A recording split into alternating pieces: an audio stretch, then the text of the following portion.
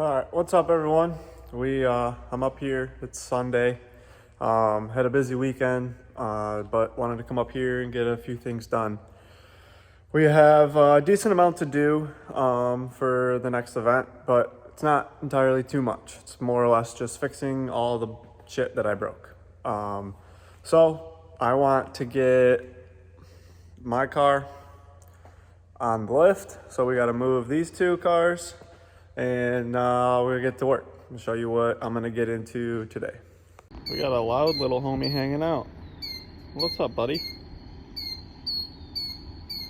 Yeah, it's okay. He'll be all right. All right, so got the car on the lift. We got a couple hours today, and I want to address something that I found out over the last event is one of the major components in the rear of the car. The diff. So, in order to drift efficiently, you want both rear tires spinning at the exact same time. There's multiple ways that you can go about this. You can have LSD, or you can weld the diff. I have an LSD, which in theory, when I turn this wheel, that wheel should spin. But I got the parking brake on right now, so it's not going to. But anyways, they both should spin. Under load, they both should spin. For some reason, this LSD doesn't want to cooperate under load, and it's spinning one side more than the other, acting as a open diff. So what we're gonna do is I'm gonna weld my LSD so I know for sure that both wheels are spinning at all times, no matter what. Because having inconsistencies in your LSD is a pain in the ass, and you don't want to deal with that.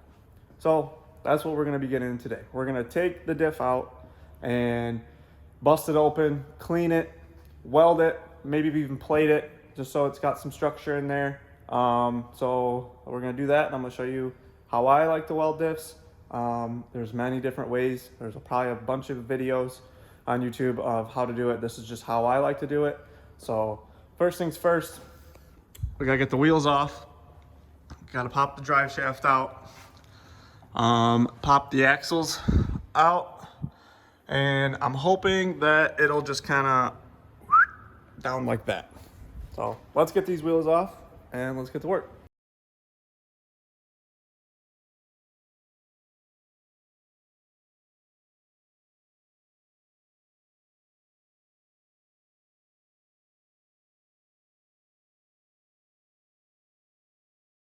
All right, so you have 6 bolts on each side, bolts and nuts on each side for the axle. Take those all out. They're 12 millimeters, at least they should be. So what I like to do is I like to put stuff back where it was when I take it apart and then put it back together. So what I'm gonna do is I'm just gonna make a little paint marker line on each side, so I know that this is where the diff and the axles are supposed to line up. So now we gotta get the drive shaft off. I do have an ABS diff because this car was equipped with ABS, but I deleted it. So we just gotta unplug the connector up here, and then that'll be fine. You got these two right here, and then these 4 back here, and the diff should come out. So we're gonna pop the axles off of the stubs for the diff, and then get those 4 bolts, the connector sensor, and hopefully we don't have to drop the sway bar. We might, but we'll find out when we get there. All right, got the drive shaft out, got the speed sensor off, ABS sensor off. Pop these out. Now, these are 17s. I'm just gonna break them loose and let it hang there a little bit until I get the back ones out.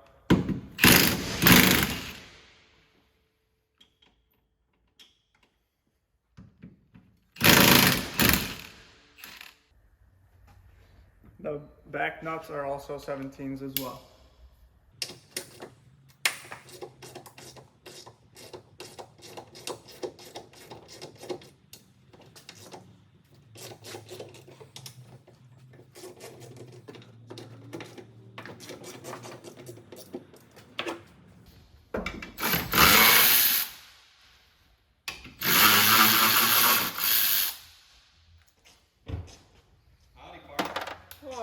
perfect timing.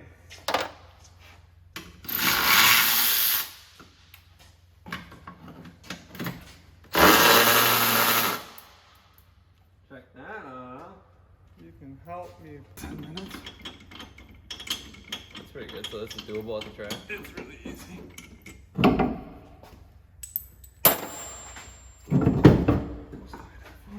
Are we clear or not? Almost. Probably gonna have to pull the sway bar over.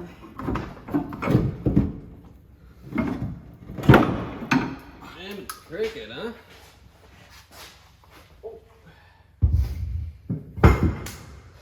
Nice. All right, well, probably taking the drive shaft off, the sway bar, and the axles would make it Just a whole it'll come out like that. a whole lot easier. But it's out. So let's drain the fluid and bust it open.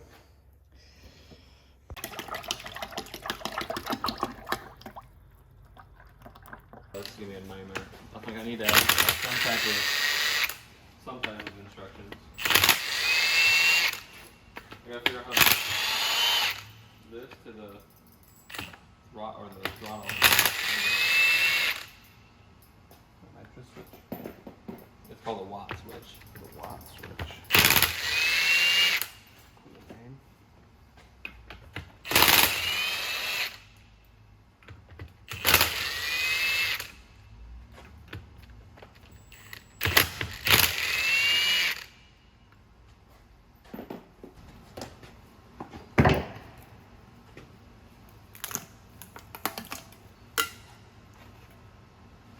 Voila. Smells so bad. Oh yeah. All right, so as you just saw, we got the cover off.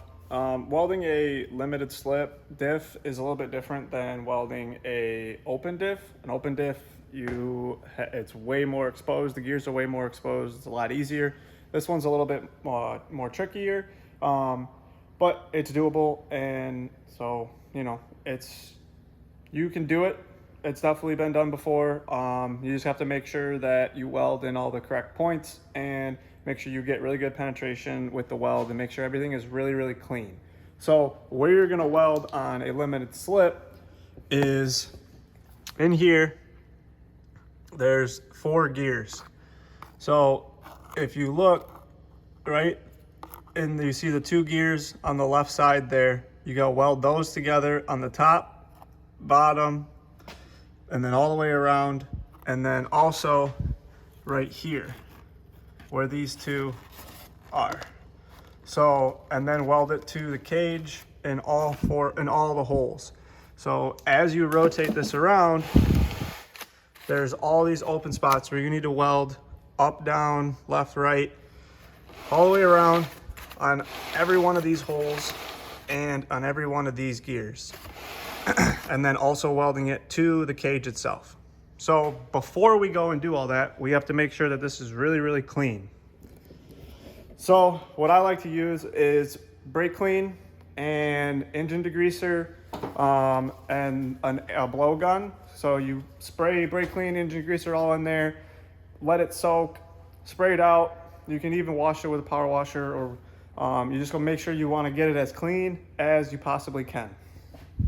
So that's what we're gonna do right now.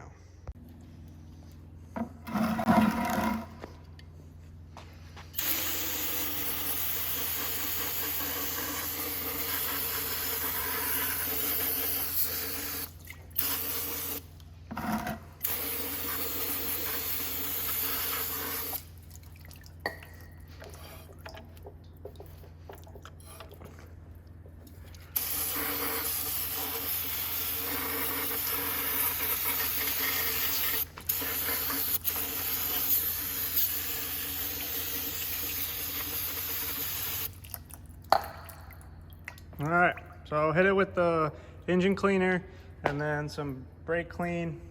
Now we're just gonna blow it out with shop air.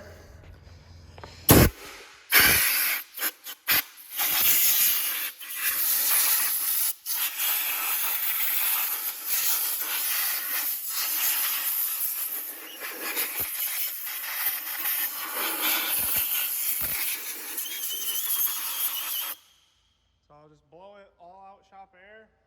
Trying to get majority of the brake clean out of it.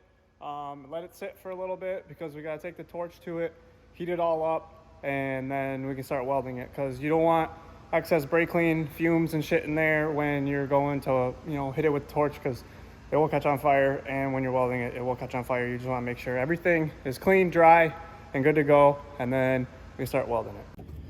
So one of the biggest factors of welding is, first, cleanliness of the material. Second, comfortability of how you're welding, where you're welding. You know, you want to be in a relaxed position, even when it comes to MIG welding. TIG welding, you know, you definitely want to be, you know, comfortable, because the more comfortable you are, the more steady that you're going to be, and the better the welds are going to come out.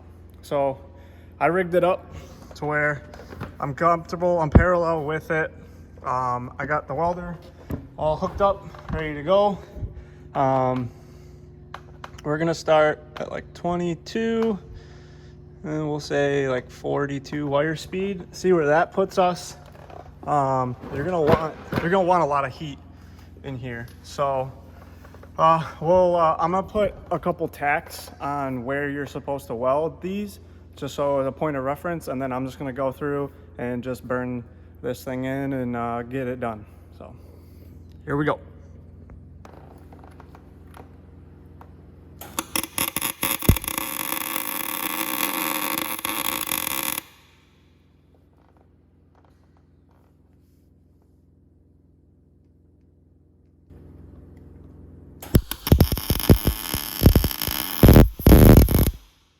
So I got right there, and you're gonna wanna weld it a lot more than that, and you're welding it to the actual cage as well. And then if you can see down in there, I got those two gears tacked and welded it together. So I'm gonna do it the top, the bottom, and on both sides. So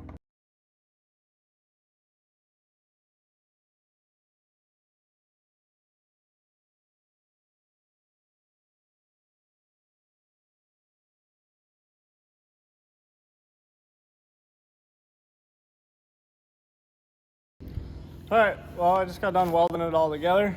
Now, so we got it all welded up. She is not gonna go anywhere. Now, what you gotta do is just get all of the slag and debris out and make sure everything spins freely, and just clean it as best you can. You're never gonna get all of it out, but you know, just get as much of it as you can out, and then seal up the rear casing with just some RTV, and then throw it back in the car. All right, so I went through it, cleaned it up. There's a couple spots that I'd like to go back through and touch up, so I'm gonna do that, and then I'm just gonna take my time cleaning it, but we ran out of time for today. Just wanted to get this done and film this so I could put a video up for you guys today. So I'm gonna go home and edit this, and yeah, hope you guys enjoyed, and see you in the next one. Peace.